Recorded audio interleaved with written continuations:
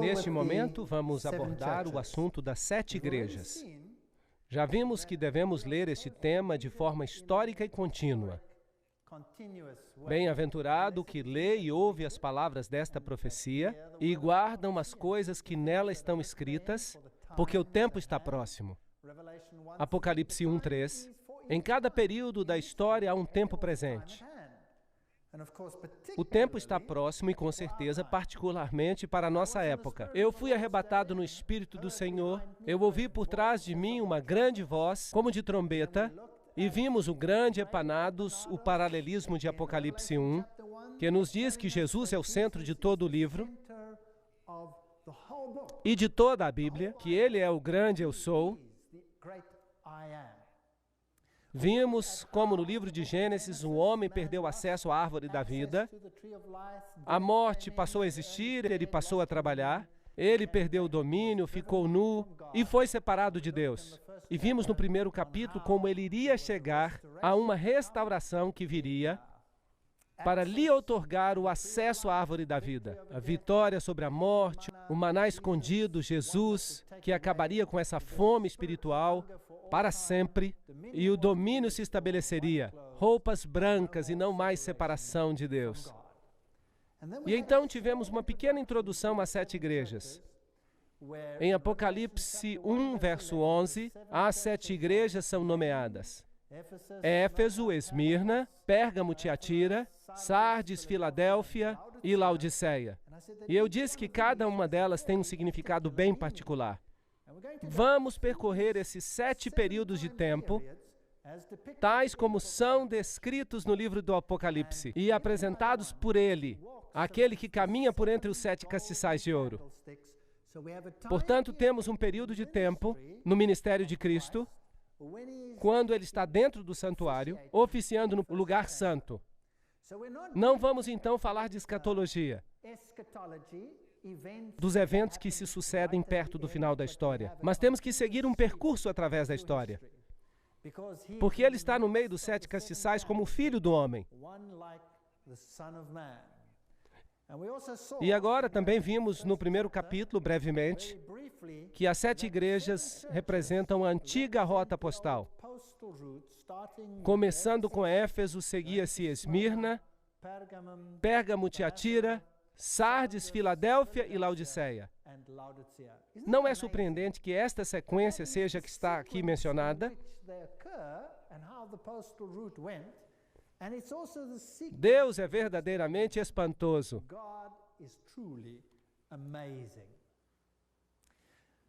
Escreve as coisas que tens visto. Logo, a aplicação do tempo, as que são e as que depois destas hão de acontecer. A aplicação ao futuro e o mistério das 7 estrelas que viste na minha destra e dos 7 castiçais de ouro. As 7 estrelas são os anjos, os mensageiros. São as 7 igrejas. Então a igreja é o meio pelo qual Cristo dissemina a verdade. Então vamos à Turquia, Ásia Menor, onde encontraremos essas igrejas. Esta é a cidade de Istambul, e aqui você encontrará algumas das mesquitas mais belas do mundo. Encontrará os restos da grande batalha entre as religiões, o Império Otomano, o grande forte dos otomanos, pontes sobre o Estreito de Bósforo, matrimônios, gente que vive ali hoje, do mesmo jeito que em todas as partes do mundo. Todos lutam para ganhar a vida e buscam alguém a quem amar. Esse é um jovem casal comprometido. Ela está vestida de rosa aqui. E ali está a carruagem sobre uma das 7 colinas de Istambul. Constantinopla. Esta é uma das cidades com 7 colinas. Roma é a outra cidade com 7 colinas. E é interessante que ambas foram capitais do Império Romano. E aqui está a grande mesquita azul de Istambul. tremendas edificações que representam uma das maiores religiões do mundo. Vamos tratar de alguns desses assuntos à medida que nós avançamos no livro de Apocalipse. Aqui está a Santa Sofia, um lugar muito interessante. Hoje é um museu, mas costumava ser uma igreja cristã nos tempos bizantinos. Quando os muçulmanos tomaram controle no período bizantino e no período pós-bizantino, transformaram-na numa mesquita e hoje em dia é um museu. É interessante que nesta igreja existem relevos cristãos pintados sobre a parede. E quando os muçulmanos tomaram o controle, pintaram as paredes de branco. Tomaram tinta branca e passaram por cima. E assim que desapareceram do lugar. E agora, com o passar do tempo, a tinta branca está desvanecendo, assim que quando alguém entra na igreja, vê os relevos cristãos. E se olharem atentamente, conseguem ver. Interessante, para mim é algo simbólico. É como se as grandes barreiras entre as religiões estivessem desaparecendo. E elas estão se unindo em uma só. Tempos interessantes que o mundo está enfrentando. Estes são canais subterrâneos onde você pode fazer compras, mas é bem escuro lá embaixo. Com certeza é um país bem interessante. Um dos países mais fenomenais para se visitar. Excelentes instalações, culinária deliciosa, a mistura de terceiro mundo e primeiro mundo em um só. A grande cidade de Troia existiu aqui. E aqui estão as ruínas dessa cidade. Isso é o que restou do povo, dos troianos. Aqui é o local onde Paulo pregou numa noite, e deve ter sido um pregador tedioso, porque seguia pregando horas e horas. Assim como eu, porque o pobre do Eutico não pôde suportar mais e acabou dormindo. E aqui estão alguns dormindo enquanto eu estou falando. Mas ele caiu da janela e quebrou o pescoço. E Paulo fez um milagre, orou por ele e ele ressuscitou. Esse foi o lugar, mas hoje é apenas um porto marítimo, de onde os pescadores saem nos seus barcos. E aqui é onde temos o cenário das 7 igrejas, nessa região. Assim que cada uma das 7 igrejas, onde Cristo é representado, está espalhando a sua luz ao mundo. Cada um desses nomes tem um significado particular. E tem um significado profético. Há uma certa característica descrita em cada uma dessas igrejas que se aplica a elas nesse tempo, mas também uma aplicação ao futuro. E então as igrejas recebem um elogio, algo que estão fazendo do bem. Mas é interessante que há uma igreja que não recebe nenhum elogio. Nós vamos falar disso depois. Depois há uma repreensão, e as repreensões são muito importantes, porque elas falam algo acerca da época novamente. Se alguém é repreendido e insiste em não se arrepender, o período da sua graça termina? Sim ou não? Claro que não. Porque se alguém pode se arrepender depois da repreensão, é porque o período da graça não pode ter terminado. Por isso, ninguém pode pegar essa profecia e lançá-la para o futuro, depois do tempo da graça. Isso violaria não só a terminologia, mas também a estrutura onde o texto é mencionado. Na estrutura do quiasma, esse texto se encontra no braço da parte histórica. Cristo está ministrando no lugar santo e não no lugar santíssimo. Assim que esse é um período do seu ministério que não pertence ao tempo do fim. Ainda que a profecia prossiga na totalidade do tempo cristão, até neste tempo, então há aqui uma repreensão, um conselho e uma promessa.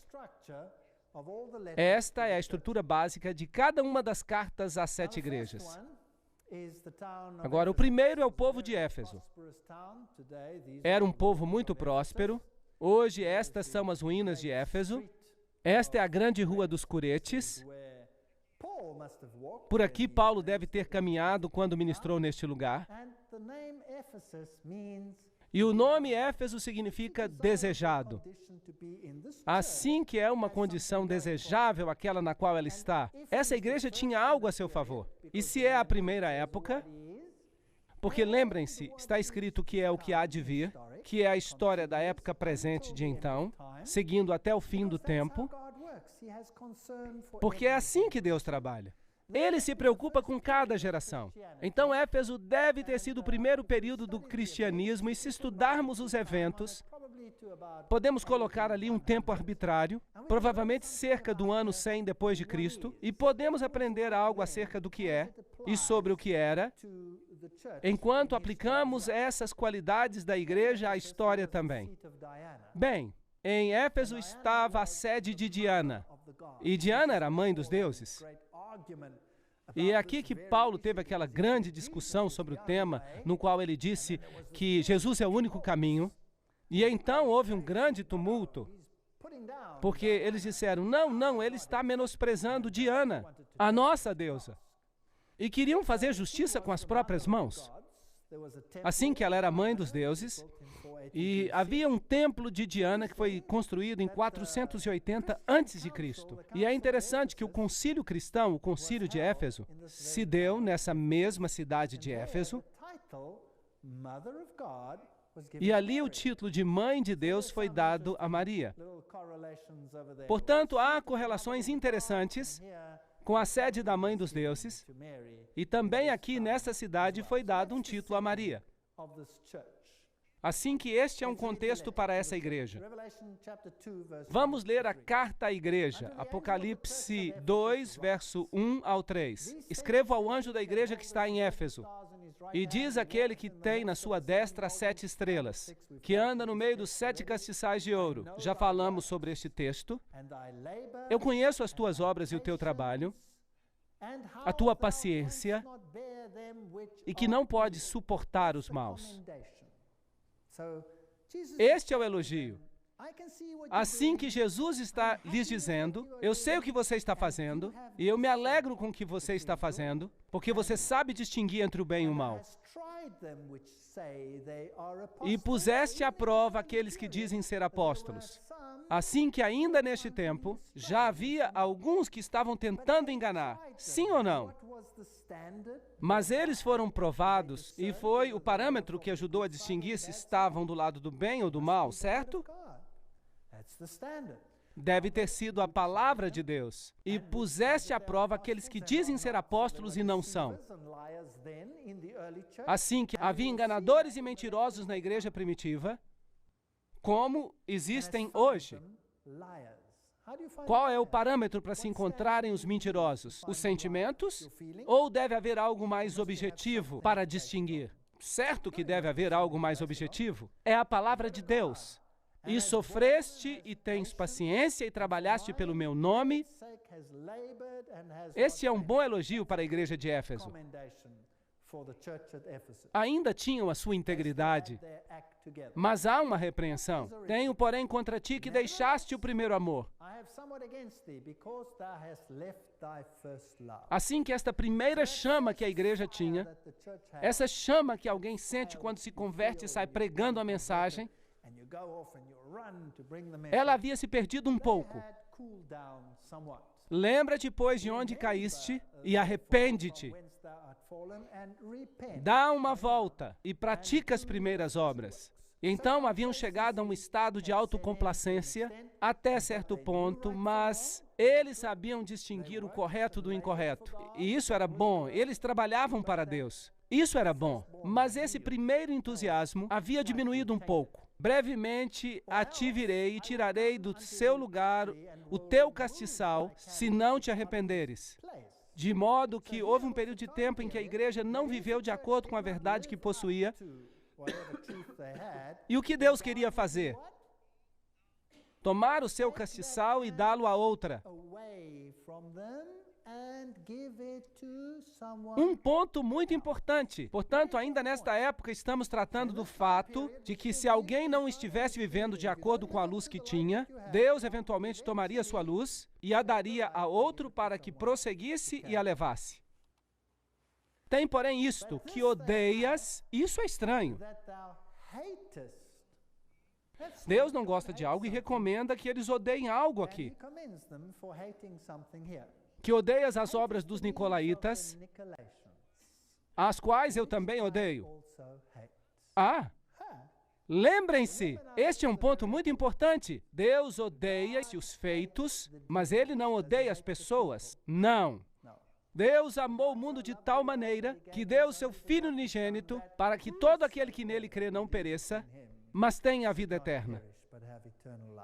Deus ama as pessoas, mas odeia os sistemas falsos de adoração.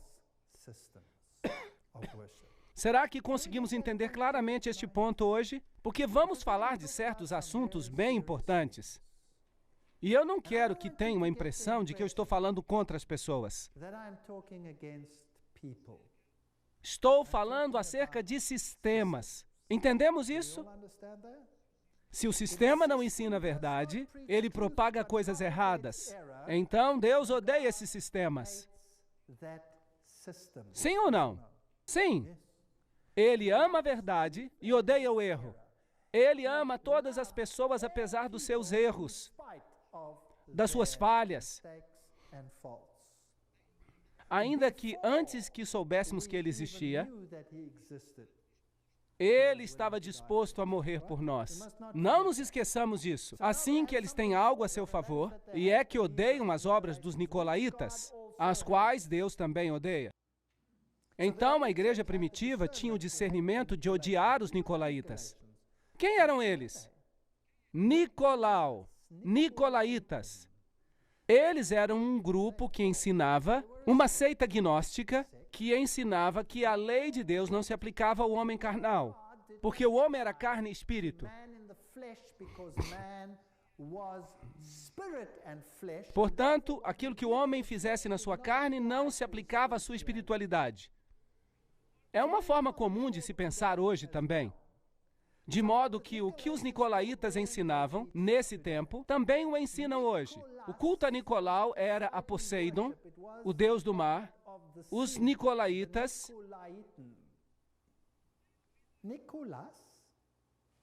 Nicolau, já ouviram este nome hoje em dia? Sim, hoje adoramos no santuário de São Nicolau. Não encontrarão na história, podem procurar na Enciclopédia Britânica. Ali diz que é um indivíduo fictício, provavelmente associado com o culto a Poseidon. Muito interessante. Jesus Cristo é Deus e Jesus Cristo é o Salvador. Jesus Cristo é o que nos salva. Agora, celebramos o seu aniversário em que dia? Em 25 de dezembro. A Bíblia diz que os pastores estavam nos campos, assim que não pode ter ocorrido em 25 de dezembro. O deus Zeus tem o seu aniversário no dia 25 de dezembro. O deus Osíris tem o seu aniversário no dia 25 de dezembro. Poderia citar todos os deuses antigos. Os principais deuses tinham o seu aniversário em 25 de dezembro. Agora, se o Natal, Christmas em inglês, significa missa de Cristo, em inglês, era realmente a data do nascimento de Cristo, então por que celebramos São Nicolau nesse dia em particular? Não é interessante? E logo se diz às crianças que peçam seus presentes ao Papai Noel. São Nicolau, que viaja pelo céu, justamente como os deuses antigos viajavam pelo céu, a 25 de dezembro, num trenó. Se era Zeus, era puxado por um bode. Se eram os deuses nórdicos ou dos anglo-saxões, temos uma religião que é nórdica, porque é de lá que viemos dos godos, então era puxado por renas. E ele podia discernir o bem do mal, ele era eterno, e a cada ano sabia que criança tinha sido boa ou não, e entregava os presentes e ia-se embora. Tudo isso em 25 de dezembro. E as crianças hoje se esquecem de Jesus Cristo e dizem, Papai Noel, ou Papai Natal. Então, o que nós estamos celebrando é o dia de Papai Noel, São Nicolau, e amamos os nicolaítas. Mas a igreja primitiva os odiava. Não odiavam os indivíduos, mas o sistema. Ao vencedor lhe darei da árvore da vida, que está no meio do paraíso de Deus. Apocalipse 2, 4 a 6. Hoje, Jesus está sendo suplantado por um sistema de forma fútil. Mas é pior do que parece. Aqui está a Rua dos Curetes, e aqui é onde Paulo deve ter caminhado, e onde se encontram todas essas estátuas dos personagens proeminentes do povo, e cada um tinha uma cabeça esculpida. E se você tivesse dinheiro, contratava um escultor para esculpir a sua cabeça e colocá-la ali. E alguns pagavam, como hoje em dia se aluga um telefone, uma casa ou algo assim. Agora, se alguém não tivesse mais dinheiro e deixasse de pagar, tiravam a sua cabeça e colocavam outra no seu lugar, até que voltasse a pagar para alugar o espaço. Assim que quando alguém caminhava por ali, estava em toda a sua glória, se por acaso tivesse dinheiro para pagar. E aqui havia um templo ao imperador Trajano. Templos que com certeza eram dedicados a muitos deuses. E ao imperador romano, que era como uma divindade. Ele era uma reencarnação do Deus Sol. Aqui a Câmara Municipal, uma bela biblioteca em Éfeso, o Templo de Domiciano, outro culto ao imperador, outra parte do templo, e com certeza temos as personagens escolásticas da antiguidade. Depois a Igreja Bizantina deixou aqui o seu rastro também. E para quem gosta de canos, estes eram muito bons, tubos que duraram todo este tempo. Aqui estão os banheiros públicos. E abaixo havia como que um rio, para que tudo fosse transportado para longe imediatamente. Não mudou nada, nós também temos um rio, só que puxamos uma cordinha para que ele possa fluir. E você se sentava ali e podia conversar com o vizinho sobre o que estava acontecendo com a sua vida. Aqui também estão os banheiros escolásticos, a deusa Artemisa, que tinha muitos seios para alimentar as nações. E este é o anfiteatro onde aconteceu aquele tumulto com o ourives e as estátuas de Diana. Ficaram nervosos quando Paulo pregou acerca de um Deus diferente. E a história diz que Paulo fugiu daqui. Assim que esta igreja primitiva, digna de elogio, se fixou no caminho e tinha o discernimento entre o bem e o mal, e não permitia a infiltração do paganismo na sua igreja, eles discerniam o que era correto e incorreto. Jesus era o centro da sua religião. Estavam um pouquinho insatisfeitos consigo mesmos, mas fora isso estava tudo muito bem. O primeiro tempo da história cristã tinha exatamente essas características. Éfeso era um porto, mas hoje não há mais porto. De fato, o mar hoje está a muitos quilômetros de distância, tudo está cheio de lodo. Aproximadamente no ano 800 depois de Cristo, deixou de ser um porto, e esse é um fato interessante em termos de tempo e evolução. Hoje em Éfeso você pode ver que Roma levantou uma estrutura que foi aparentemente vista como o lugar onde viveu Maria, porque João viveu em Éfeso e Jesus disse, aí está a sua mãe, e ele recebeu Maria em sua casa em Éfeso. Mas isso tem sido determinado como falso. De qualquer forma, é aqui que muitos vêm adorar aos pés de Maria. Todas as religiões vêm aqui. Católicos, peregrinações de protestantes, até nações islâmicas vêm a este lugar em particular. Bem, o próximo período de tempo é Esmirna. Desde o ano 100 depois de Cristo até provavelmente 303 depois de Cristo, porque esse foi um tempo de tremenda perseguição. A palavra mir está inclusa na palavra Esmirna e significa aroma doce, um aroma de sacrifício. Se considerarmos a cidade em si, havia ali um santuário à deusa Nêmese. Policarpo foi o seu primeiro ministro e ele foi martirizado. Interessante. E nessa representação vemos os 10 dias de perseguição. A Bíblia diz que devemos tomar 1 ano por cada dia. Houve algum período na história da igreja em que eles foram perseguidos por cerca de 10 anos? A resposta é sim. Houve um imperador chamado Diocleciano que decretou um período muito intenso de perseguição e terminou no ano 303 depois de Cristo.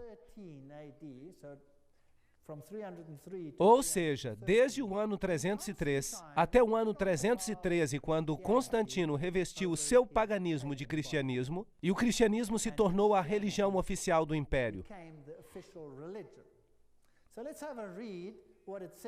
Então, leamos o que diz aqui, acerca da igreja em particular. E ao anjo da igreja que está em Esmirna, escreve, diz o primeiro e o último, o que foi morto e reviveu, eu conheço as tuas obras e tribulações e pobreza, assim que estavam passando por tempos difíceis. A igreja primitiva cresceu rapidamente e as coisas iam muito bem, até que a nova religião começou a desafiar a religião oficial. Então, isso desencadeou uma perseguição. Logo que uma pessoa desafia os paradigmas do mundo, há perseguição.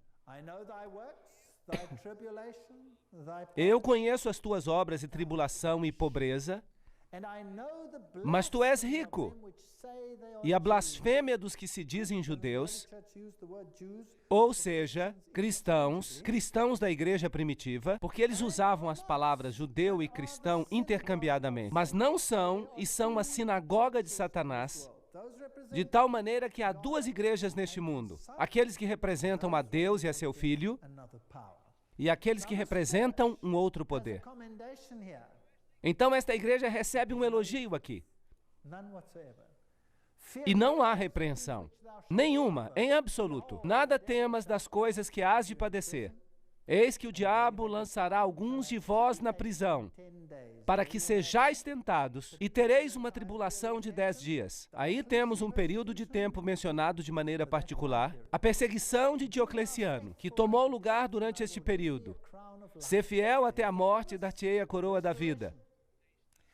Aí está a promessa de restauração. Quem tem ouvidos, ouça o que o Espírito diz à igreja. O que vencer não receberá o dano da segunda morte. Interessante esta teologia. Vamos falar dela nas próximas conferências. Apocalipse 2, 10 e 11. Portanto, aqui está uma igreja que não recebe repreensão.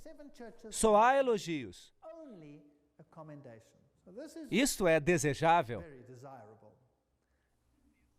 Mas o que tiveram que passar para não ter nenhuma repreensão? Perseguição. E sobre os tempos de perseguição, se nota que a escória se separa. O que acontece durante o período de perseguição é que aqueles que são conhecidos apenas pela forma da religião, eles ficam para trás. Porque se torna muito doloroso fixar-se apenas à forma.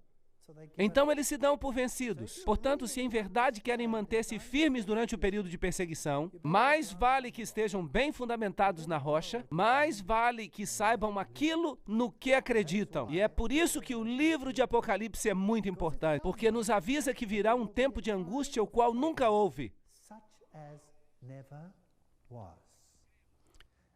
E é bom que estejamos seguros daquilo em que cremos, para estarmos firmes durante esse tempo.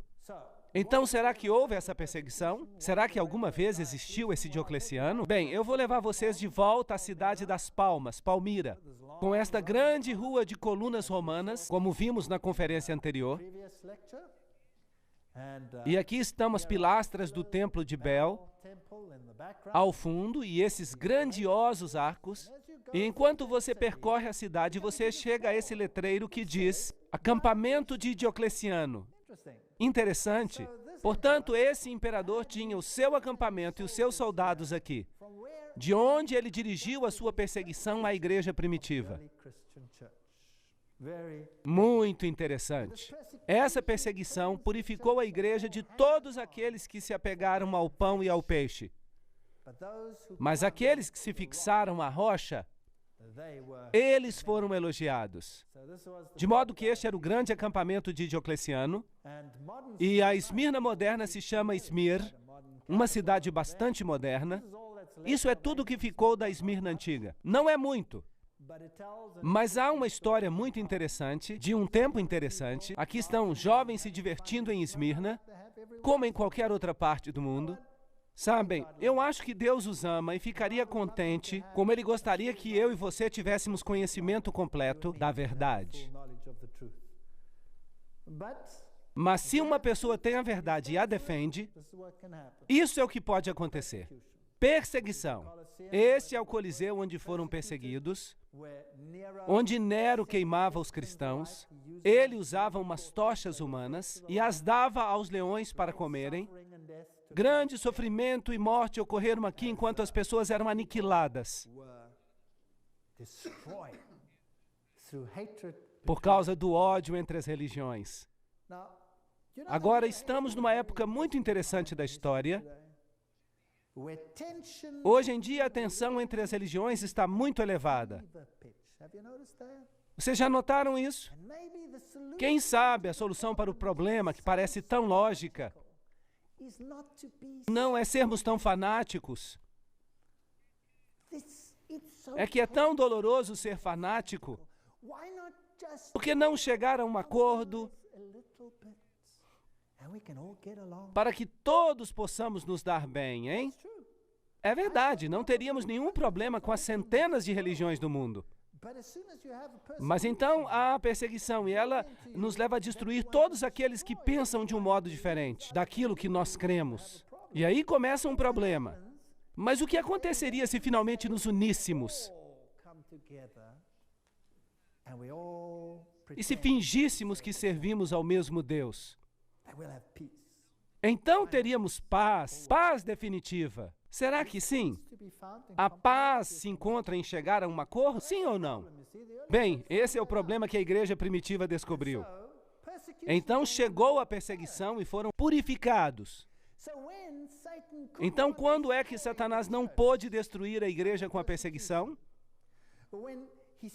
Quando ele queimava um, 10 tomavam o seu lugar, porque via uma fé dessas pessoas e o amor com que as suas vozes levantavam cânticos de seus lábios e orações em favor dos perseguidores. Não com bombas. E morriam por sua fé enquanto outros se levantavam e tomavam o seu lugar.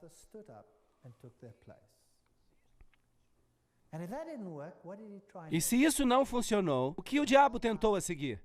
Que tal usar a tática de Balaão? E Balaão tentou amaldiçoar o povo de Deus. Balaque queria amaldiçoá-los, porque eles eram uma ameaça para ele. Mas cada vez que tentava amaldiçoá-los, o que é que acontecia? Uma bênção saía da sua boca. Um grande problema. Aqui estavam os filhos de Israel, e esse profeta Balaão foi oferecido a ele um monte de dinheiro para que os amaldiçoasse. Mas não funcionava. Assim que ele inventou um plano.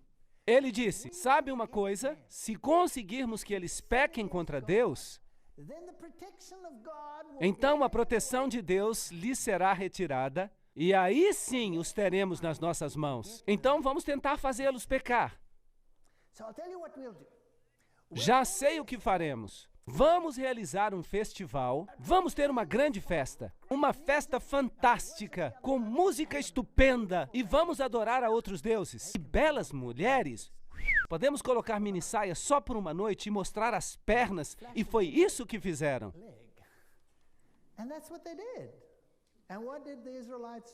E o que os israelitas fizeram? Bem, eles tinham estado marchando pelo deserto e sua língua estava bem seca, e olharam para tudo isso e disseram, uau! E cederam. E o que aconteceu? Uma terrível praga veio sobre Israel.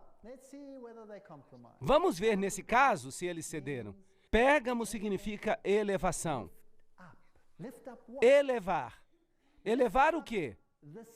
Elevar o eu sobre o divino.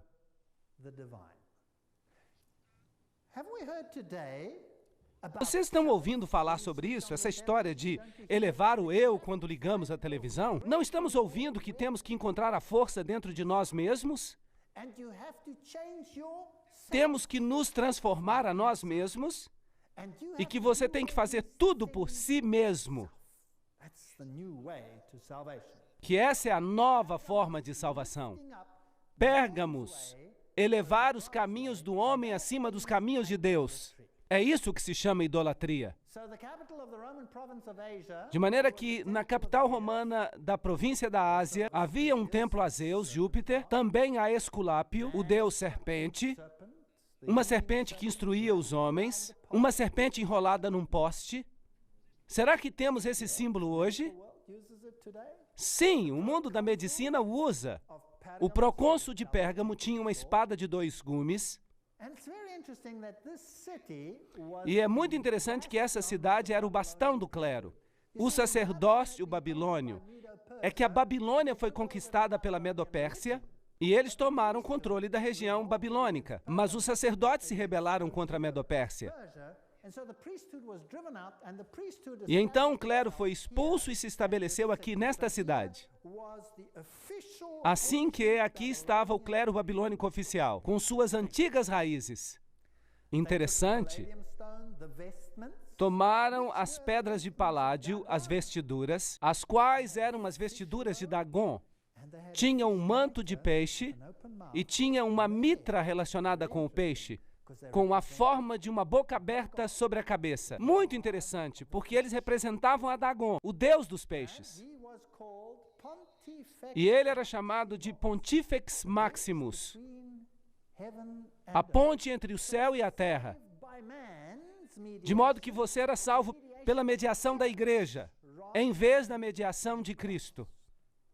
Portanto, eles eram uma ponte entre o céu e a terra, junto com as chaves e a mitra. Então, os sacerdotes tinham as chaves, 2 chaves, a chave para o céu e a chave para o inferno. Muito interessante. E eles eram chamados de os reis pontífices de Pérgamo. E o último foi Átalo III. Ainda antes dessa região se converter ao cristianismo. Átalo III, quando se deu conta de que Roma ia conquistá-los pela força, deu o seu título ao imperador romano. Por isso, quando você vai a Roma hoje, pode encontrar relacionadas ao imperador romano as letras PM, Pontifex Maximus, o construtor de pontes. E os imperadores romanos, como vimos antes, eram deuses. Assim que você podia orar para eles e eram eles que abriam as portas do céu para os homens. Agora, é interessante que as mesmas letras PM não se encontram apenas após os nomes dos imperadores romanos, senão também relacionadas ao nome de quem? Dos papas.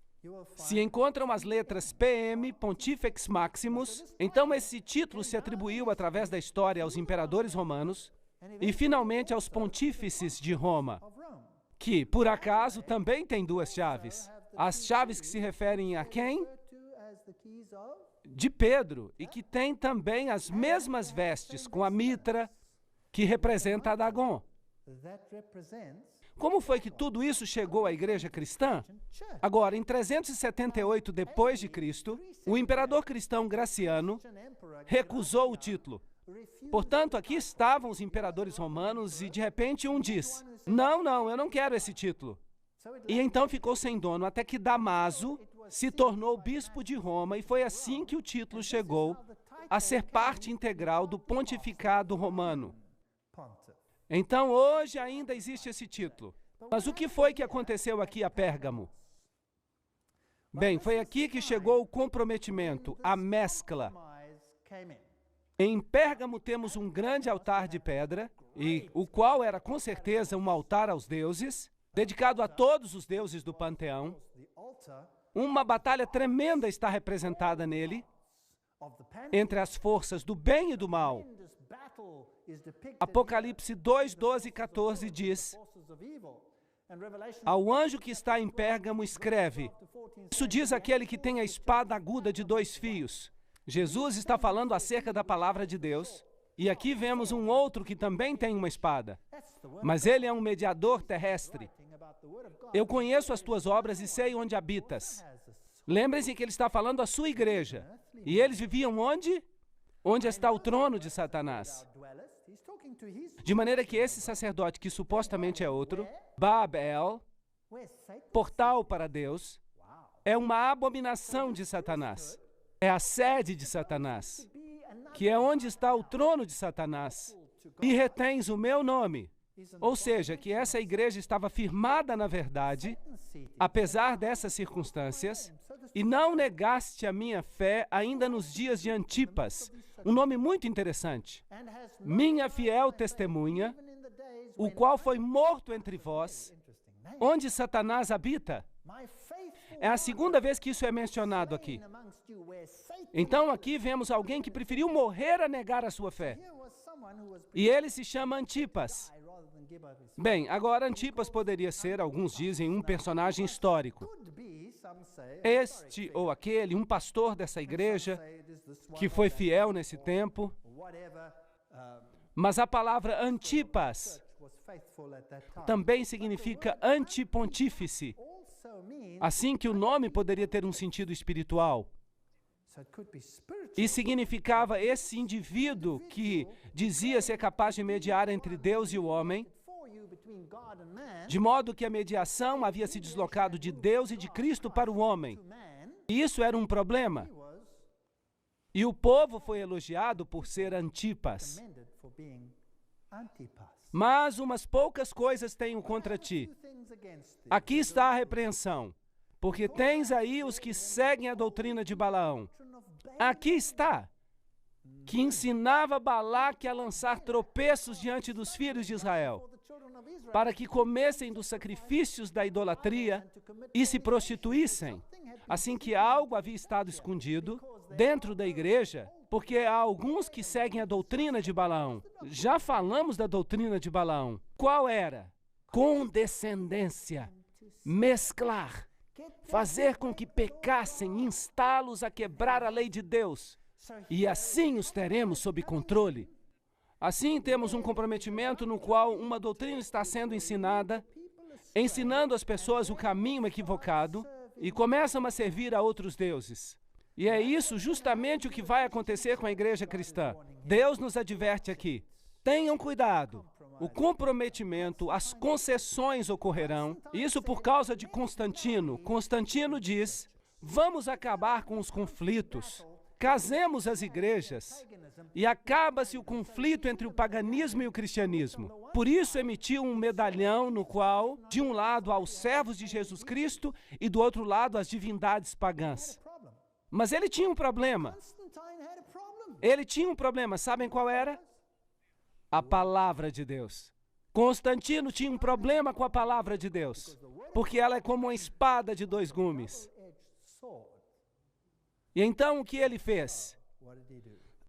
Ele disse, cheguemos a um acordo. Vou dar uma palestra completa sobre este tema. Então conseguiu que o seu sacerdote, chamado Eusébio, reescrevesse porções da Bíblia. E mandou 50 cópias, que foram escritas de tal forma, de modo que Jesus Cristo fosse um pouco reduzido em relação àquilo que ele era, para que pudesse haver um matrimônio entre as religiões. E Zoroastro pudesse aparecer igualmente junto a Jesus Cristo, e que Zeus também pudesse estar no mesmo nível que Jesus Cristo. E Apolo também pudesse estar no mesmo nível de Jesus. Seria uma maravilha. Podemos adorar a todos. Foi um documento ecumênico que ele comissionou. Então chegou o comprometimento e o acordo, e Jesus teve que se rebaixar, e a obediência a Deus foi substituída pela obediência ao homem. E o problema era a doutrina de Balaão. Mas também temos os que seguem a doutrina dos nicolaítas. Ups! Os primeiros odiavam a doutrina dos nicolaítas, estes agora se apoiam nela. Arrepende-te, pois, em breve virei a ti, sobre eles batalharei com a espada da minha boca. Quem tem ouvidos, ouça o que o Espírito diz às igrejas. Ao que vencer, darei a comer do maná escondido, e dar-lhe-ei uma pedra branca, e na pedra um novo nome escrito, o qual ninguém conhece, a não ser quem a recebe. O comprometimento são os maiores males de todos, porque são enganosos. Aqui está a grande cidade. Estas são as pessoas que vivem ali hoje. O mercado, ainda do terceiro mundo, o muro vermelho, o muro de fora, o templo de Dionísio, o templo de Trajano, o templo de Zeus ou Júpiter, Há um poço que o imperador Guilherme fez, mas o acabou tirando e levando tudo a Esculápio, Asclépio, que era uma das divindades adoradas em Pérgamo. Concessões, comprometimento. Eu gostaria de lhes dar um conselho hoje. Que os comprometimentos entre o erro e a verdade sejam rejeitados. Que Jesus e sua lealdade sejam feitos eternos no coração. Amém.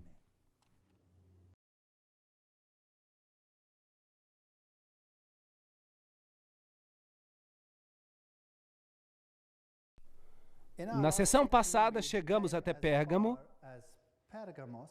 uma das igrejas entre as 7 que vimos que estava fazendo concessões. A igreja havia entrado num compromisso e vimos algumas pessoas que se agarravam às doutrinas dos nicolaítas, quando antes haviam sido rejeitadas. Aqui há um grande anfiteatro dessa cidade e um poço. E o período seguinte de tempo é o mais triste na história da igreja. Porque uma vez que uma pessoa aceita as concessões, isso cresce como um câncer na igreja e chega até ser uma escuridão total. Assim que o próximo período mencionado é Tiatira, do ano 538 depois de Cristo, até provavelmente o ano 1517. Este nome tem muitos significados. Doce sabor do trabalho significa sacrifício de arrependimento, e alguns dizem que significa também os ensinamentos de Satanás. Depois que as concessões entraram na igreja, e claramente vemos que o método de Balaão foi utilizado, os nicolaítas já eram aceitáveis, enquanto a primeira igreja primitiva os havia rejeitado. Aqui temos um período de tempo de escuridão, que começa aproximadamente no ano 538 depois de Cristo. O decreto de Justiniano foi emitido para designar o bispo de Roma como corretor dos hereges, e agora a palavra não era mais o parâmetro que decidia o que era bom e o que era mal. Mas o ser humano era quem tomava o papel de decidir o que a pessoa deveria crer. Isso é um problema. Concordam? Sim, Deus nos criou como pessoas livres. E individualmente temos que comparecer diante de Deus um dia e dar um informe do que fizemos e do que cremos. Vamos poder dizer, ele decidiu por mim? Sim ou não? Não. O que aconteceu quando Adão e Eva pecaram? Qual foi a primeira coisa que fizeram? Eles colocaram a culpa em alguém, certo? Sim. Quando Deus disse a Adão, o que fizeste? O que disse Adão? A mulher que tu me deste foi culpa dela. E quando olhou para a mulher, o que ela disse? Pois foi a serpente que me enganou. Lembram-se disso? Então, uma vez que assumimos essa atitude, então começamos a colocar a culpa em outra pessoa. Estamos vivendo numa sociedade que transfere a culpa. Já notaram isso? Ninguém tem problemas seus neste planeta. Não há nenhuma criança que tenha um problema seu neste planeta. Eu tenho esse problema, mas é por causa dos meus pais. Já ouviram isso? O meu pai era bastante exigente e a minha mãe fez isso, e é por isso que eu tenho esse problema hoje. Ninguém tem um problema que seja seu. O problema sempre vem de outra pessoa. O pai que me deste é o problema. Às vezes é verdade, mas essa é uma tendência do mundo. São as outras pessoas que têm culpa. Agora, então, havia um corretor de hereges. Havia alguém que decidiria por nós aquilo em que deveríamos acreditar. E se não fizéssemos do jeito que ele decidiu, o que aconteceria? A morte. Seria o seu fim. Assim que esse é o período da história em que o homem chega a ser o padrão para todos os demais. É conhecida como a Idade das Trevas. Uma vez que uma pessoa rejeita a luz e presume que é a luz, aí então se entra em escuridão. Se o Filho de Deus não é mais a luz do mundo e outra pessoa se torna a luz do mundo, então estamos em trevas. Não há outra solução. Hauser, um teólogo católico romano, diz que essa é a igreja da Idade Média. Nessa cidade havia um templo ao deus Apolo, deus Sol, e havia um altar a uma deusa feminina. Vamos falar sobre isso mais adiante, nas palestras. Havia uma divindade feminina aqui. Havia uma indústria têxtil nessa cidade, onde se faziam tinturas. Tinturas de púrpura e carmesim, feitas de uma raiz de rúbia. Púrpura e carmesim também são as cores da igreja da Idade Média. Muito interessante. E essas cores têm um significado muito especial. Púrpura é a cor da realeza e carmesim é a cor do sacrifício. Assim que eles assumiram uma posição de realeza e sacrifício, que não deveria se aplicar a mais ninguém a não ser Jesus Cristo. Eles se estabeleceram como norma, são eles que podem perdoar o pecado. São eles que dizem, vinde a mim, todos que estáis cansados e oprimidos, e eu vos aliviarei. Vinde a mim e confessai os vossos pecados, e eu vos darei absolvição. Quando Jesus diz, eu sou o caminho, a verdade e a vida, confessem os pecados a Deus. Portanto, havia aqui um problema. Logo nesta história, à medida que a cidade se desenvolve, está a história de Jezabel. Agora, se olhamos para o Antigo Testamento, vemos que Jezabel foi uma princesa fenícia. Ela se casou com Acabe, o rei de Israel, e levou todo o povo de Israel à adoração do sol. Podem ler o relato em 1 Reis 18:4 e 2 Reis 9:22. Jezabel levou o povo à adoração de Baal. E nesse período de tempo, havia sacerdotes de Baal. E havia também sacerdotes de Astarote. Astarote era uma divindade feminina adorada. Então havia uma divindade masculina e uma divindade feminina. Isso é muito interessante. E se podia orar as duas. Havia sacerdotes de uma divindade e de outra. Agora, a igreja da Idade Média fez exatamente o mesmo. Encontramos todo um clero dedicado a Maria. E também um clero dedicado a uma divindade masculina. É interessante. Eu conheço as tuas obras, e o teu amor, e o teu serviço, e a tua fé. Lembrem-se que a carta foi escrita à Igreja de Deus vivendo nas circunstâncias que vimos. Às vezes bebendo dessa fonte. Isso é muito triste. E a tua paciência e que as tuas últimas obras são mais do que as primeiras. Portanto, aqui temos uma declaração acerca das obras. Não me interpretem mal. Não há nada mal nas obras, porque a fé sem obras é morta. Mas se as obras tomam o lugar da fé,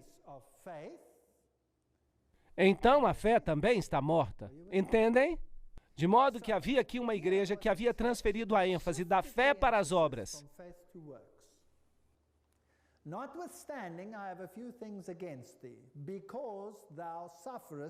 Tenho contra ti que toleras Jezabel.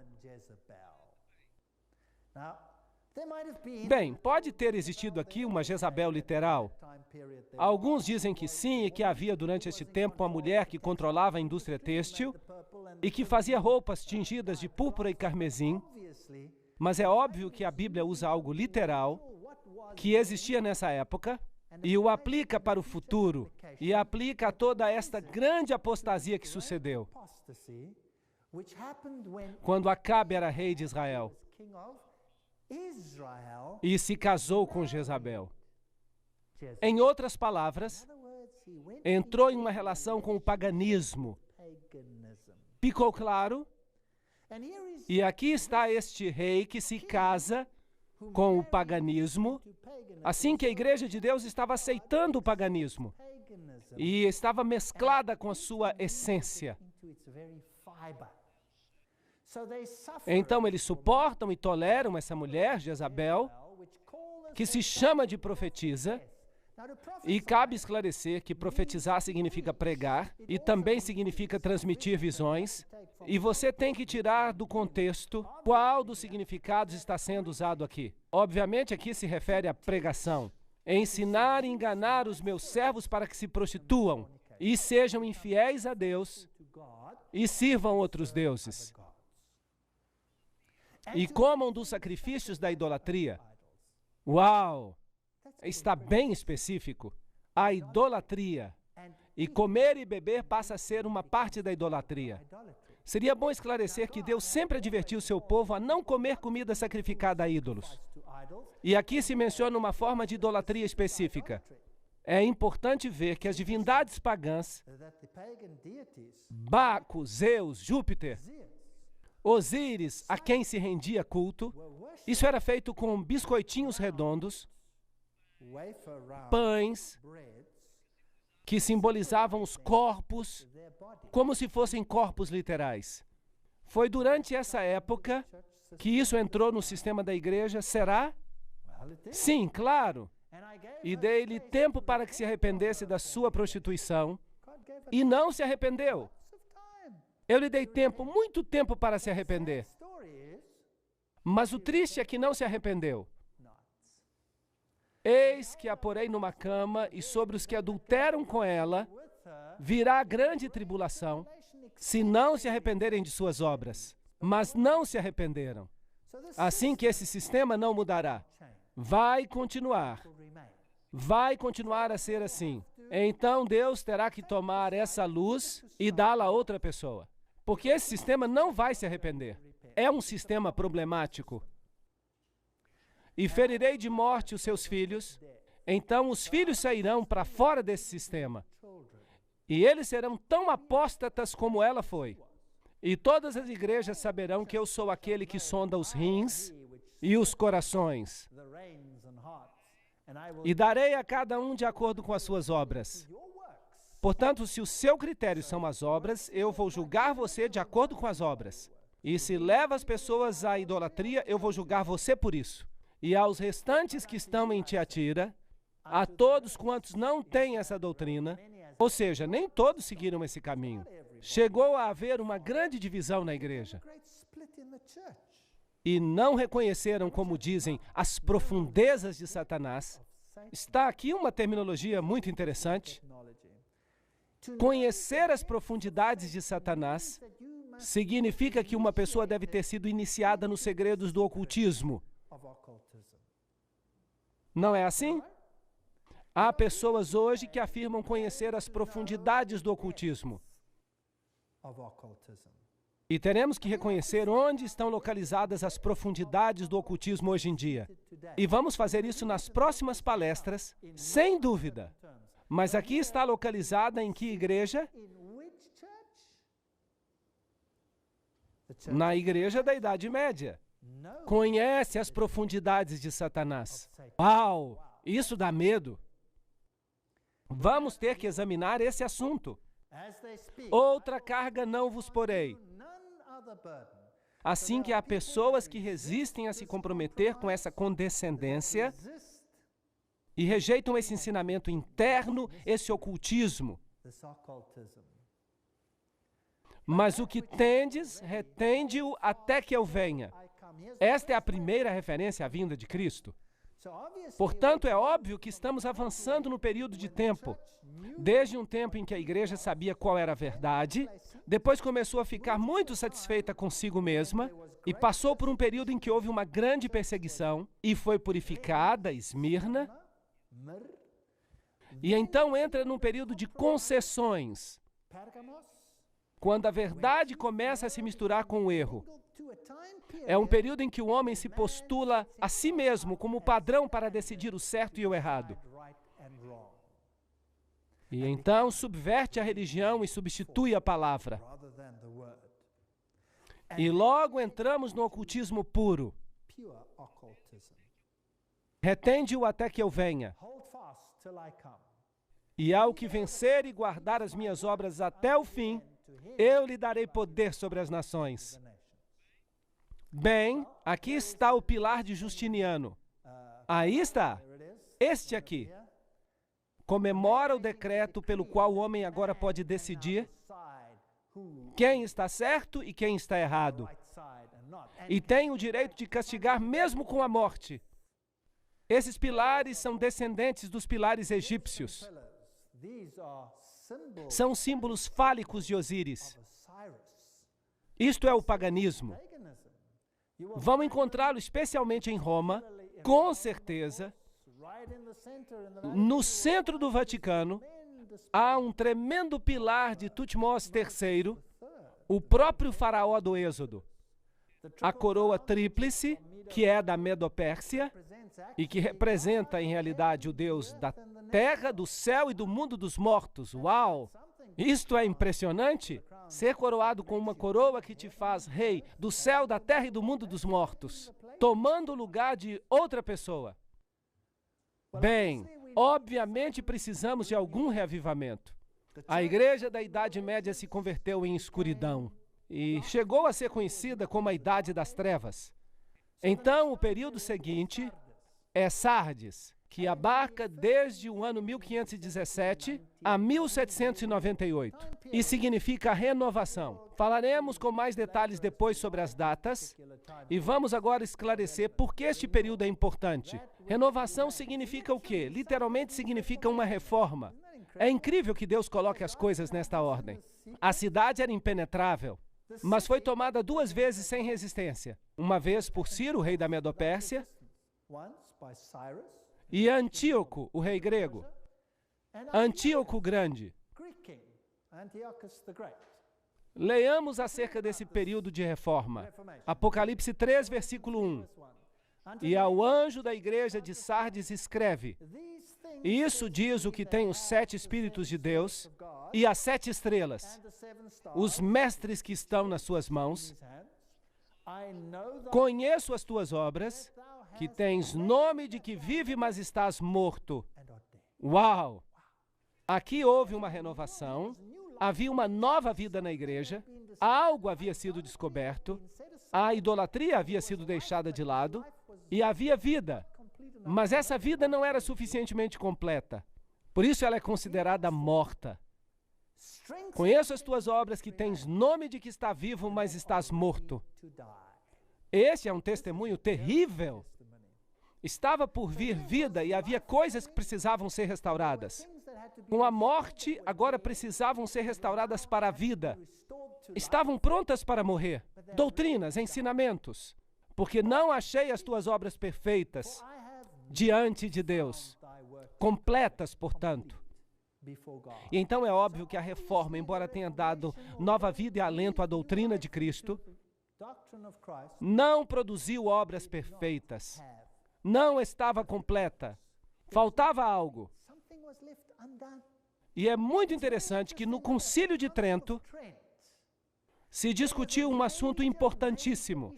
E vamos explorar isso um pouco mais adiante. Um assunto crucial que foi sola scriptura. A Bíblia e somente a Bíblia como padrão. Roma disse não. Bíblia e tradição. E é a tradição o contexto no qual a palavra deve ser avaliada, interpretada, de tal maneira que a tradição, o homem, suplanta e controla os assuntos da Bíblia. Essa foi a posição de Roma. E era o homem que determinava como a Bíblia deveria ser lida. Assim, é a igreja que decide o que é bom e o que é mal para uma pessoa, e não a palavra de Deus. A reforma diz não, sola gratia, salvos pela graça e pela graça apenas. Salvos por Cristo, Jesus Cristo, e a palavra de Deus é o padrão pelo qual vivemos. Esse foi o assunto. Quem ganhou no Concílio de Trento? Boa pergunta. Roma foi quem ganhou. A reforma perdeu. No Concílio de Trento. É triste, eu vou falar sobre isso numa palestra. A reforma perdeu. Veio uma ruptura. Houve uma divisão. Tiveram uma grande oportunidade, a maior oportunidade na história do mundo para completar a obra. Mas perderam. E por quê? Porque Roma pôde comprovar que as suas tradições superavam a palavra. A reforma não fazia o que pregava. A Reforma dizia, sola Scriptura, a palavra de Deus e somente a palavra de Deus. Então a igreja perguntou, guardam todos os ensinamentos? Então, por que seguem Roma em alguns assuntos e ignoram a Bíblia nesses assuntos? Por que deixam a Bíblia de lado? Um cardeal se levantou e fez um discurso, e vou voltar a essa questão numa palestra mais lá na frente. Ele disse, porque aceitam as nossas tradições sobre a palavra e transgridem os seus próprios preceitos. Não sabem o que dizem, vocês são apenas uns rebeldes. E a Reforma perdeu porque não era perfeita diante de Deus. Uma história triste. Lembra-te, pois, do que tem ouvido e recebido, e guarda-o e arrepende-te. E se não vigiares, virei sobre ti como um ladrão, e não saberás a que hora virei sobre ti. Esta também é uma história muito triste. Se você rejeita a luz, mais cedo ou mais tarde não conseguirá distinguir o tempo em que vive. E a vinda de Cristo será uma surpresa total. Mas também há em Sardes algumas pessoas que não contaminaram as suas vestes. Então nem tudo estava perdido. A Reforma foi uma ferramenta poderosa, só que não terminou o seu trabalho, não o completou, não chegou à meta. O trabalho não ficou completo diante de Deus. E comigo andarão de branco. Pergunto, quem são eles? Será que estamos falando de João Hus? Seria Tyndale? Seria Wycliffe? Seria Martinho Lutero? Seriam todos esses grandes reformadores? Sim, eles são dignos, porque eles se mantiveram firmes naquilo que consideravam ser a verdade. O que vencer será vestido de vestes brancas, e de maneira alguma eu riscarei do livro da vida. E confessarei o seu nome diante do meu Pai e diante dos seus anjos. A propósito, este é um texto interessante.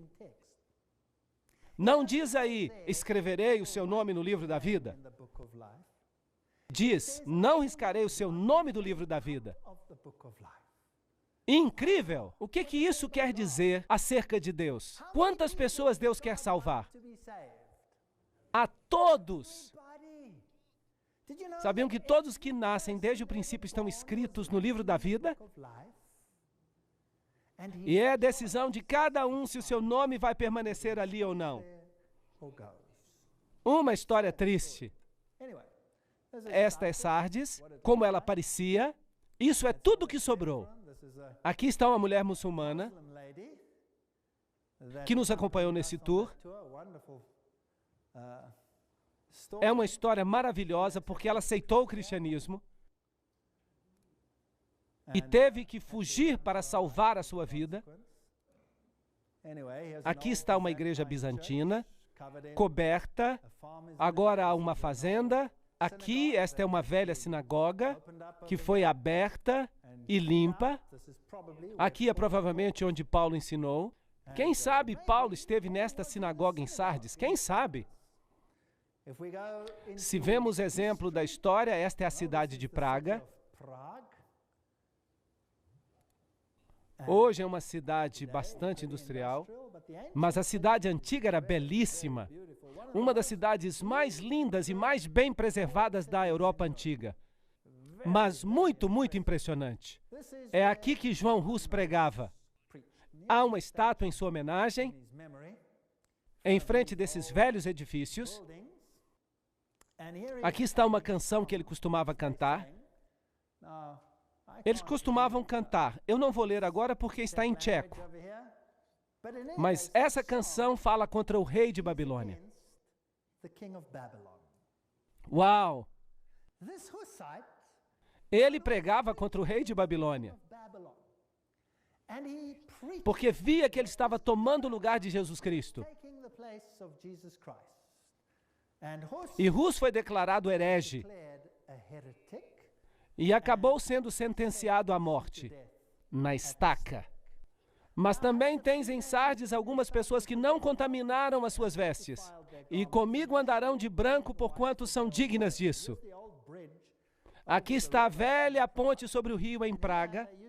E aqui era onde eles dependuravam os corpos dos hussitas, que rejeitavam os ensinamentos de Roma e escolhiam os ensinamentos da Bíblia. Quando os descobriam, os cortavam em pedaços e dependuravam ali para que todos vissem. De tal modo que se podia ver um cadáver ali, com um braço aqui, uma perna ali, dependurados para mostrar às pessoas que não valia a pena ir contra a igreja da Idade Média. Quando se cruza esta ponte hoje, pode-se encontrar os santos pagãos ali. Aqui uma mulher colocando a mão nesta imagem. É possível que esta estátua de bronze, que está aqui toda brilhante, porque todo mundo coloca a mão nela, realmente tenha algum poder, porque eles creem que se puserem as mãos aqui, receberão uma bênção especial. Este é um santo católico que aparentemente morreu aqui, ao ser dependurado sobre a ponte. Assim dizem, mas na realidade, dizem que se colocar aqui a mão, recebem uma bênção especial. Assim que uma pessoa pode receber uma bênção especial pelas mãos de homens. E essa era a ideia contra a qual lutavam os hussitas. O homem acima de Cristo. O símbolo da adoração ao sol, os signos do zodíaco. Aqui está uma enclave jesuíta, com as letras IHS, Ísis, Horus e Sete, a trindade egípcia. Aqui está um balneário, um retiro, onde se podem comprar alimentos saudáveis. Aqui está Martinho Lutero. E aqui nesta escada, essa escadaria que se chama La Santa Scala, Martinho Lutero se levantou depois de ter estado ajoelhado e disse: "O justo viverá pela fé." E vejam, esta escadaria, dizem que foi a escadaria pela qual Cristo caminhou quando foi sentenciado à morte por Pilatos. E então, uma noite, miraculosamente, os anjos pegaram esta escada em Jerusalém e a trouxeram para Roma. Assim ela deve ter chegado ali. E fizeram esta catedral ao redor. E se hoje você sobe esta escadaria ajoelhado, você vai receber uma bênção especial e 90 dias de absolvição. Ainda hoje você recebe. E isso significa que por 90 dias você pode fazer o que quiser e estará antecipadamente perdoado. Um sistema estupendo, exceto que não é bíblico. Olhem para estes jovens e idosos engatinhando através destes degraus, tentando encontrar perdão pelo que tenham feito. Isto é muito triste. Quando tudo que temos que fazer é olhar para Cristo e dizer: "Aqui estou eu, Senhor, sou um pecador. Perdoa-me." E Jesus olha para nós e diz: "Não te condeno. Vai e não peques mais." Que maneira maravilhosa de encontrar perdão. 1521, aqui se apresentou Martinho Lutero ante o imperador e rei, e ele disse: "Aqui estou. Não posso agir de outra maneira. Ou é pela palavra ou não é pela palavra." A propósito, Martinho Lutero percebeu que as suas obras não eram completas. Mas ele não podia fazer mais. Os seus seguidores deveriam ter continuado o trabalho, mas não o fizeram. Ele se manteve firme. Mas o resto é história. O trabalho não foi concluído. E assim isso é o que aconteceu. Não foi? Martinho Lutero não conseguiu completar o trabalho. E uma outra denominação cristã se levantou e disse: "Martinho, falta outra coisa." E eles começaram uma nova denominação. E começaram a seguir um novo líder, que se chamava Calvino. E eles se chamaram de calvinistas. E então disseram: "Ei Calvino, ei Lutero, vocês não perceberam que a Bíblia ensina outra coisa aqui?" E em seguida vêm os batistas. E encontram alguma coisa, alguma informação. E os luteranos dizem: "Bem, Martinho não viu isso. Então nós também não vamos olhar para isso." E os calvinistas dizem: "Bem, Calvino também não viu isso, e então nós não vamos seguir este caminho." E então vem os que seguem Wycliffe e dizem: "Encontramos algo fantástico aqui na Bíblia. Como protestantes, vamos fazer isso." Ei, não, é melhor que vocês façam sozinhos. Façam do seu jeito, com a sua denominação. E foi assim que aconteceu. E surgiram todas essas denominações cristãs, cada uma com suas doutrinas, que são em parte baseadas na Bíblia, mas cada uma alegava ter algo diferente das outras, que os mantinha separados. Não temos todos a mesma Bíblia? Sim ou não? Não temos todas as mesmas verdades? Então por que há tantas denominações? Não podemos descobrir a verdade e fazê-la? Bom, veio então Filadélfia. 1798, a 1844. Filadélfia significa amor e irmandade. Átalo II a construiu porque amava o seu irmão Eumenes. E foi uma entrada através das montanhas, era uma porta aberta. Essa é uma época interessante porque depois que a reforma se completou, aí a missão mundial começou. Carey foi para a Índia em 1793, Morrison para a China em 1807, Moffat para a África em 1817, a Sociedade Bíblica Britânica começou em 1804, a Sociedade Bíblica Americana começou em 1816, a palavra partiu para o mundo. Ao anjo da igreja em Filadélfia, amor fraternal, escreve: essas coisas diz aquele que é santo, que é verdadeiro, que tem a chave de Davi, que abre e ninguém fecha, e fecha e ninguém abre. Este é um conceito interessante. Alguma coisa está se abrindo e alguma coisa está se fechando. Então Deus abre o caminho para a missão mundial e ela se inicia. Mas há algo mais que está se abrindo e se fechando aqui. Havia portais, portas, se você prefere, entre os compartimentos do santuário. E quando nós chegamos ao próximo período, nós descobriremos que nós não estamos mais no santo, mas no santíssimo. O ministério de Jesus deve ter mudado do santo para o santíssimo. Mas esse é um outro conceito e nós vamos lidar com ele em detalhes agora. Eu conheço as tuas obras. Eis que eu coloquei diante de ti uma porta aberta e ninguém pode fechá-la, pois tu tens uma pequena força, um pequeno grupo, e tens guardado a minha palavra e não negaste o meu nome. Não há reprovação aqui. Um pequeno grupo decide que eles seguirão a Jesus Cristo em tudo, toda a verdade. E o que aconteceu nesse período da história? Eis que eu farei deles a sinagoga de Satanás. Então, aqui está a igreja de Satanás no mundo, que dizem que são judeus ou cristãos e não são, mas mentem. Eis que eu os farei vir e adorar diante dos teus pés, para que saibam que eu te amei. Então aqui há um grupo que descobre a verdade e algo está sendo restaurado. Porque tu tens guardado a palavra da minha paciência. De volta à palavra. Assim, obviamente, algo está sendo feito de forma diferente. Eu também te preservarei da hora da tentação. Então eles não estarão aqui bem no final. Dessa forma, é um período bem antes dos últimos grupos na terra, que virá sobre o mundo para tentar aqueles que habitam sobre a terra. Eis que eu venho logo. O que ele falou na igreja anterior? Agora eu venho logo. Vocês percebem que o tempo está cada vez mais curto? Então, obviamente, nós nos movemos na história de um tempo em Sardes, quando se menciona que ele vem como um ladrão, para um tempo em Filadélfia, em que se diz que ele está vindo logo, isto é, imediatamente antes dos eventos finais. Mas esse grupo não chegará até os eventos finais, porque eles serão preservados da hora da tentação. Preserva o que tens, para que nenhum homem tome a tua coroa. Apocalipse 3, 9 a 11. O que aconteceu na história? Bem, se você for até Filadélfia, você encontrará algumas ruínas de igrejas bizantinas ali. Pertencem à Idade Média. Esta velha senhora aqui tem uma conotação interessante para mim.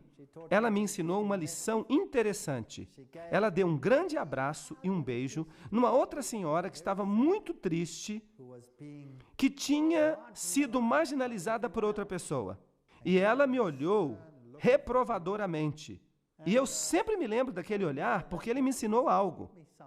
Ela me ensinou que eu tenho que valorizar mais as pessoas do que elas mesmas se valorizam. Mas eu só vou contar essa história para vocês em outra ocasião. Aquele que vencer, eu farei dele uma pilastra no templo do meu Deus, e ele não mais sairá, vida eterna. E eu escreverei sobre ele o nome do meu Deus. O caráter de Deus estará sobre ele, e o nome da cidade do meu Deus. Ali está o caráter do meu povo, que é a Nova Jerusalém, que desceu do céu. Notem, não uma cidade com um péssimo sistema de esgoto aqui da terra. Não, ela desce do céu, do meu Deus, e eu escreverei sobre ele um novo nome. Apocalipse 3:12. Por isso, Filadélfia é um tempo de renovação, quando os ensinos da Bíblia são levados a sério novamente e formam um ensino coeso, seguindo tudo o que está na Bíblia. A Bíblia também foi pregada a todo mundo, mas Satanás tentou confundir essa questão. E o povo de Deus, que deveria representar justiça e verdade. E então nós chegamos até a última igreja, Laodiceia. E se nós tomamos a profecia de Daniel, na qual a profecia dos 2.300 dias termina, essa data interessante de 1844, e nós faremos toda uma palestra sobre essa data, e por isso nós não vamos falar sobre ela agora. Laodiceia significa a nação do juízo. Isso significa que ela é a última. Se vocês me permitem dizer, trata-se do Yom Kippur antitípico. Cristo está no Santíssimo agora, porque nós nos movemos do aposento com candelabros, pães da proposição e altares de incenso para a arca do concerto. Então, ele se moveu para a próxima fase, e o Yom Kippur é uma época de juízo. Agora, essa cidade foi construída por Antíoco e recebeu o nome para homenagear sua esposa Laodiceia. Essa cidade era uma espécie de spa. Eles fabricavam colírio muito famoso, que era chamado exatamente disso, collyrium. É como se dissessem que estavam ali para conceder visão espiritual. Era uma cidade muito rica, mas foi destruída no ano 60 por um terremoto. Foi reconstruída com seus próprios fundos, porque eles eram ricos. Eles tinham tudo. Ali estão as ruínas de Laodiceia. Algumas delas ainda estão sendo escavadas. Aqui está um velho anfiteatro que não foi escavado ainda. Aqui está um velho sistema de encanamento. Vejam esse isolamento ao redor dos canos. Coisa muito avançada. Eles utilizavam todos esses canos num sistema para levar água até a cidade. Agora, não muito distante dali, nós encontramos águas termais. Mas não havia águas termais em Laodiceia. Eles levavam a água através de canos. A água entrava quente. Era uma maravilha da engenharia. Mas quando ela saía em Laodiceia, a água não estava mais quente, ela estava morna. E se você bebesse água morna, você ficava com vontade de vomitar. Se ela estivesse quente, você podia bebê-la, porque você podia bebê-la como se fosse um chá. Se você a esfriasse, você também poderia bebê-la. Mas quando ela chegava ali, ela estava morna. Esta é uma história fascinante para a arqueologia. E eu conheço as tuas obras, que tu não és nem frio e nem quente. Ahá! Oxalá foste fria ou quente, mas porque tu és morna e não és fria nem quente, eu estou a ponto de te vomitar da minha boca. Apocalipse 3, 15 e 16. Notem que aqui a repreensão não é: eu virei e tirarei de ti o teu candelabro e o darei a outra pessoa. A repreensão é: eu te cuspirei da minha boca. Você percebe que esta é a última igreja na terra. Não haverá retirada do candelabro, haverá apenas vômito. Esta igreja passará ao reino, mas aqueles que estão em mornidão serão vomitados desta igreja. Esta igreja será sacudida, e aqueles que não se conformarem ficarão de fora. Vocês acham que esta igreja é perfeita? Não, isto é patético. Notem que ela é uma igreja morna. Não há elogios aqui, somente uma repreensão. Não há nenhum elogio. É a única igreja que não recebeu elogios, nada. Não muito longe dali estavam as verdadeiras águas termais. E mesmo hoje, há ali muitos spas com ricos depósitos de carbonato de cálcio.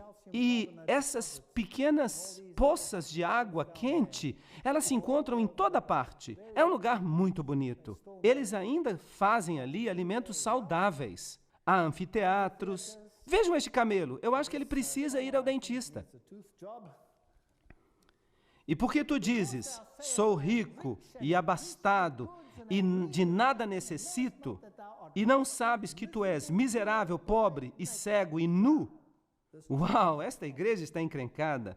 Aqui está um menininho juntando Gabaret. É uma pequena substância usada na indústria alimentícia, que é também um anestésico. Mesmo hoje, essa área é conhecida por causa das suas plantas medicinais. E veja, nós temos uma mensagem associada com Laodiceia, uma mensagem de saúde, algo para o corpo físico, mas infelizmente eles pensam que estão ricos. Agora, Deus está interessado em riquezas literais? Sim ou não? Não. Em que eles são ricos? Sim, eles têm o conhecimento bíblico. Eles têm o conhecimento bíblico. Vejam que a reforma não conseguiu completar o trabalho. Vejam que a reforma não conseguiu completar a tarefa. A reforma se fragmentou por causa de uma tarefa incompleta. Então, o período de Filadélfia chegou e ocorreu uma consolidação. E a palavra foi mais uma vez apresentada em sua plenitude. E Laodiceia herdou esse conhecimento.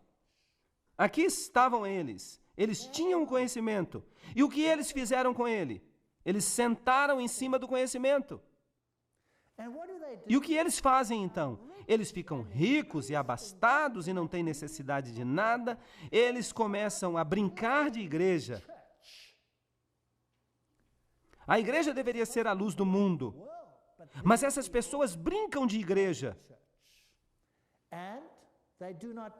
E não entendem que são miseráveis, pobres, cegos e nus.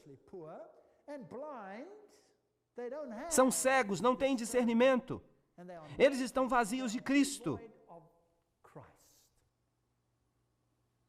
Vejam que a fé sem obras é morta. É verdade que as obras não ganham pontos para vocês, porque nós somos salvos pela graça e pela graça apenas.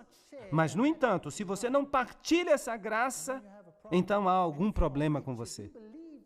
E se você é rico, você crê que você tem a verdade, então por que partilhá-la com outras pessoas? Talvez isso deixe você constrangido. E há pessoas que podem acreditar que têm a verdade e que a verdade vai salvá-los. Bem, os judeus acreditavam nisso. E eles tinham a verdade, mas eles rejeitaram o Messias e o crucificaram.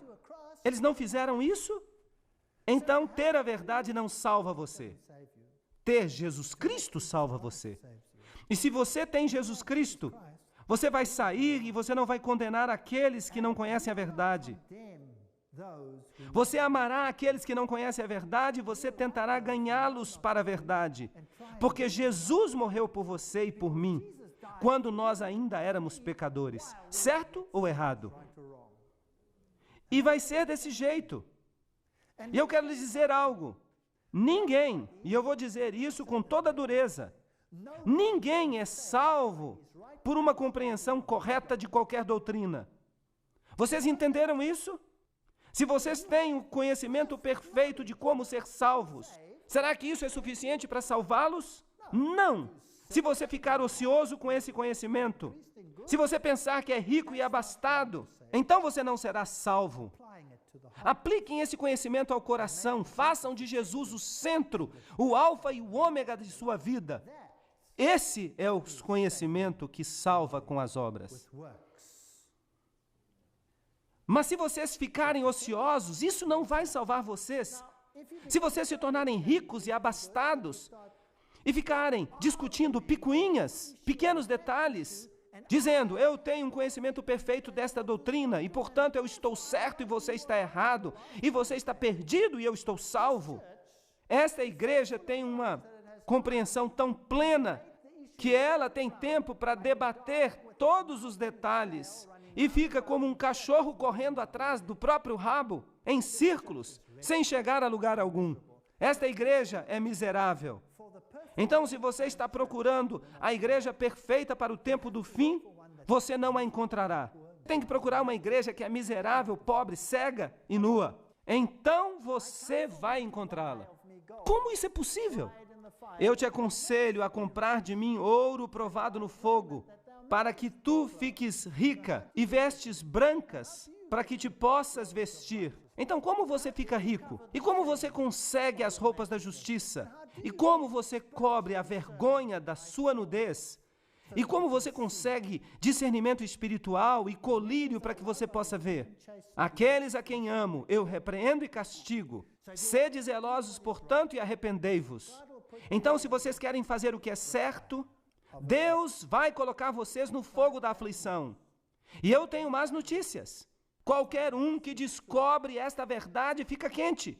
E você terá que cuidar de si mesmo e comer Geberet. E aqui está uma batida à porta. E aqui está um lindo campo pronto para a colheita. Eu tomei essa decisão de joelhos e eu estou sendo fiel a ela. Eis que eu estou à porta e bato, e se alguém ouvir a minha voz e abrir a porta, eu entrarei e cearei com ele. Deus não força ninguém. Eu cearei com ele e ele comigo. Aquele que vencer. Sim, nós precisamos vencer algo. Eu lhe considerei sentar-se comigo no meu trono. Assim como eu venci, estou sentado com meu Pai em seu trono. Essa é a história da igreja. Finalmente, eu tenho que lhes dizer que há um povo nesta terra que tem um conhecimento da verdade, mas eles ainda não são conhecidos por partilhar essa verdade. Eles são conhecidos por ficar ociosos e por ficar discutindo entre si a respeito das picuinhas de cada ponto particular. E ficam discutindo sobre sua perfeição ou sua falta de perfeição nesta questão ou naquela. Não é isso que precisamos fazer. Jesus é o centro. A verdade é importante, mas somente se ela for aplicada aos corações. E eu oro para que nós possamos compreender isso e que nós obtenhamos um conhecimento da verdade. Mas mais do que isso, para que nós não nos tornemos apenas como símbolos que retinem. Precisamos encontrar a Jesus e aplicá-lo ao nosso coração. Nas próximas palestras, nós vamos descobrir que verdade foi jogada ao solo e pisoteada. Nós vamos descobrir o tamanho da encrenca na qual nós nos encontramos. Vamos descobrir quem está no controle, como eles controlam as coisas. Que Deus abençoe a cada um de vocês e que vocês venham às próximas palestras para que nós descubramos toda a verdade sobre a batalha entre o bem e o mal. Obrigado a vocês por terem vindo.